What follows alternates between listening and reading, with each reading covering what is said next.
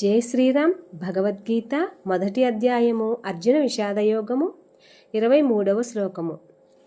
యోత్స్యమానానవేక్షేహం యయేతేత్ర సమాగతః ధార్తరాష్ట్రాస్య దుర్బుద్ధే యుద్ధే ప్రియచీకర్షవః. అర్జునుడు శ్రీకృష్ణ పరమాత్మతో అంటున్నాడు, దుర్బుద్ధి అయిన దుర్యోధనుడుకు ప్రియము చేకూర్చుటకై యుద్ధమున పాల్గొనుటకు వచ్చి ఉన్న రాజులందరినీ ఒక పరీక్షించదను. దుర్యోధనుడు దుర్బుద్ధి అట. ఆ విషయము అర్జునుల వారే చెబుతున్నాడు. ఎంతటి దుర్బుద్ధి అనేది లోక విదితమైన విషయమే. ఇలాంటి దుర్యోధనుడికి ప్రియము చేకూర్చుటకై యుద్ధమున పాల్గొనడానికి రాజులు వచ్చి చేరారట. మరి అధర్మం చేసేవారి పక్కన సపోర్టుగా వచ్చి నిలబడిన వారందరూ ఎవరు చెప్పండి? అధర్మం చేసేవాళ్లేగా.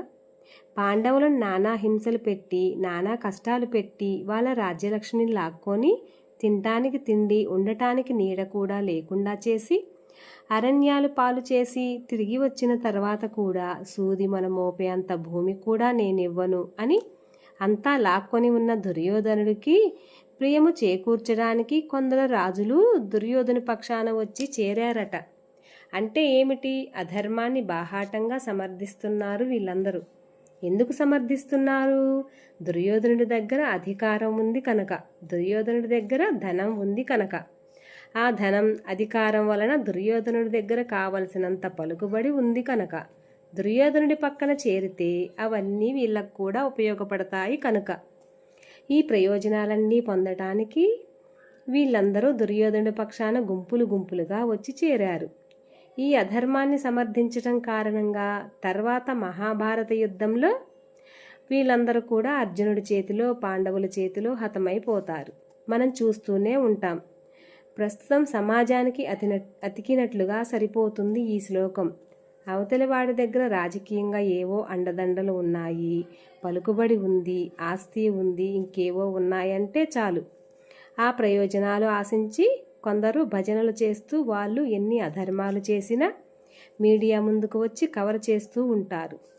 వాళ్ళు తిరుగుబోతులు, తాగుబోతులు, జోదగాళ్ళు, వ్యసనపరులు అయినా సరే వాళ్ళకి భజనలు చేస్తూ ఉంటారు. వాళ్ళు చాలా గొప్పవాళ్ళు అని మాట్లాడతారు. వాళ్ళని ఎవరైనా పల్లెత్తు మాట అంటే వీళ్ళు వీధుల్లోకి వచ్చి గొడవ చేసి నానా హంగామా చేస్తారు. కారణం ఏమిటి అంటే అవతలి వారి దగ్గర ధనం, అధికారం ఉంది, ఆ ప్రయోజనాలు మనం కూడా పొందుతాం కాబట్టి అవతలి వాళ్ళకు మనం సపోర్టుగా ఉండాలి. ఇదంతా కూడా అధర్మాన్ని బాహాటంగా సమర్థించడమే అవుతుంది. 2-3 భౌతికమైన ప్రయోజనాలు కలుగుతాయని ఇంతటి అధర్మాన్ని బాహాటంగా సపోర్టు చేస్తాం మనం. దుర్యోధనుని పక్కన చేరిన వారందరూ కూడా సంగ్రామంలో సమసిపోయినట్లుగా రేపో పన్నాడో మనకి కూడా ఆ సమయం వస్తుంది. చేసిన వెధవ పనులన్నీ కూడా యమధర్మరాజుకి ముఖం చూపించి అటెండెన్స్ వేయించుకొని అక్కడ సమాధానాలు చెప్పుకోవాల్సి ఉంటుంది.